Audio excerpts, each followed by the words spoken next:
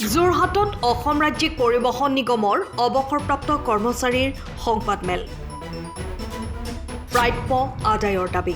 অসম ৰাজ্যিক পৰিবহণ নিগমৰ অৱসৰপ্ৰাপ্ত কৰ্মচাৰীসকলে দীৰ্ঘদিন ধৰি নিজৰ প্ৰাপ্যৰ পৰা বঞ্চিত হৈ আহিছে, যাৰ ফলত নিগমৰ অৱসৰপ্ৰাপ্ত ১৪০০গৰাকী কৰ্মচাৰী তথা তেওঁলোকৰ পৰিয়ালসকলৰ পানীত হাঁহ নচৰা অৱস্থা হৈছে।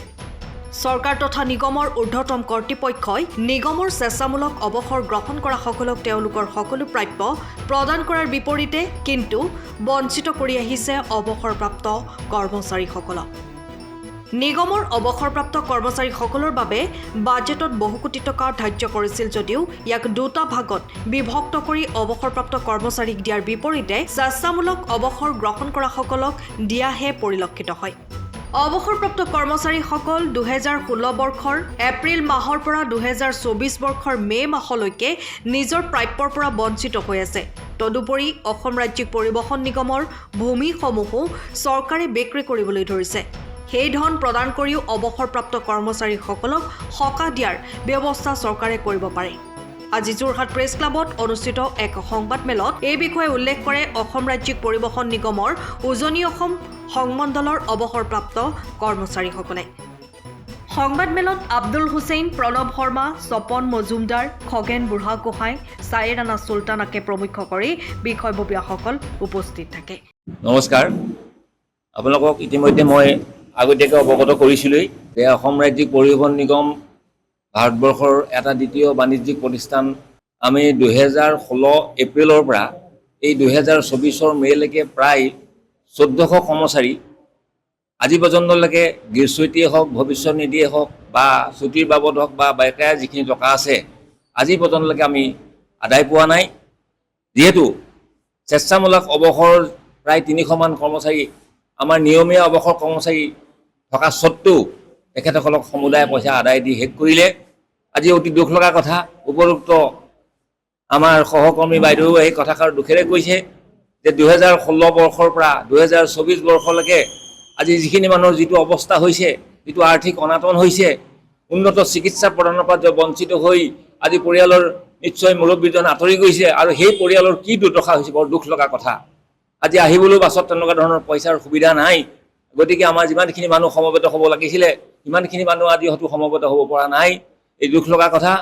আৰু আপোনালোকৰ সংবাদ মাধ্যমৰ যোগেদি মই অসমৰ মাননীয় মুখ্যমন্ত্ৰী মহোদয় হিমন্ত বিশ্ব শৰ্মা দেৱলৈ আৰু আমাৰ পৰিবহণ মন্ত্ৰী মহোদয়লৈ মই অনুৰোধ জনাম যে তেখেতসকলে ইমানখিনি কাম সুকলমে সমাধা কৰাৰ পাছত আমাক যেন অৱসৰপ্ৰাপ্ত কৰ্মচাৰীসকলৰ এই দৃষ্টি দিয়ে, আমাক এই ক্ষেত্ৰত আমাক উদ্ধাৰ কৰে। এইখিনিয়ে কথা যে অসম ৰাজ্যিক পৰিবহণ নিগমৰ প্ৰায় ১৪০০ কৰ্মচাৰীৰ এতিয়া কমেও প্ৰায় ২০০ কোটি টকা ওচৰা-ওচৰি আমাক লাগে। গতিকে কেনেধৰণে দিয়ে আৰু ইপিএফৰ ক্ষেত্ৰত তেখেতসকলে পইচা দি যিটো পইচা আহে তাত ভাগ কৰি দিয়ে, তাৰো কোনো একো নাপাওঁ। কিমান দিয়ে কি কথা আমি যদি তথ্য বিচাৰোঁ তাৰো কোনো উত্তৰ নাই। গতিকে আমাক এনেধৰণে ভুক্তভোগীৰ মাজলৈ আগুৱাই লৈ গৈ আছে।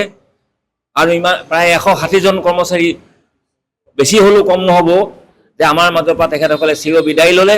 অতি দুখৰ কথা। সেই পৰিয়ালটোৰ কি অৱস্থা হৈছে, কেনেধৰণে চলিব, কেনেধৰণে কি কৰিব, আৰু সেই লৈ মই আজি আমি অৱসৰপ্ৰাপ্ত উজনি অসম কৰ্মচাৰী সন্থাৰ তৰফৰ পৰা আজি সংবাদ মাধ্যম আয়োজন কৰিলোঁ। দ্বিতীয়বাৰলৈ আয়োজন কৰিলোঁ যে আপোনালোকক মই অনুৰোধ জনাইছোঁ যে সংবাদ মাধ্যমৰ যোগেদি মাননীয় মুখ্যমন্ত্ৰী মহোদয়ক আপোনালোকে যাতে অৱগত কৰে, মোৰ অত্যন্ত অনুৰোধ থাকিল। পৰিবহণ মন্ত্ৰী মহোদয় কেনেধৰণে আমাক এই পৰিয়ালখিনি উদ্ধাৰ কৰে, এইখিনি মোৰ ক'বলগীয়া কথা। আৰু তেখেতসকলে কি কৰিছে, অনীতি নিয়ম হিচাপে এতিয়াও মানে কণ্টেক্সুৱেলৰ এমপ্লয়ী এপইণ্টমেণ্ট দি আছে, পইচা আছে। আৰু এই পইচাখিনি কি কৰে, আমাৰ যিখিনি কাৰ্টুনৰ পইচা আছিলে সেই কথাখিনি দৰমহা পইচাত দি আদায় কৰি দিয়ে। গতিকে আমি দুখৰ কথা যে আমাৰ কৰ্মৰত অৱস্থাত যিখিনি পইচা কৰ্তন কৰিছিলে সেই পইচাখিনি ক'লৈ গ'ল তাৰ প্ৰশ্নৰ উত্তৰ নাই। যিখিনি পইচা দিয়ে সেই পইচাখিনিৰ পৰা আমাক ভাগ কৰি কিবা এটা দি পেলাই বাকীখিনি দি থৈ দিয়ে। লাইবিলিটিত খৰচ কৰে বুলি কয়, ইটো আছে বুলি কয়, কিন্তু আমাক প্ৰকৃত তথ্যটো নিদিয়ে।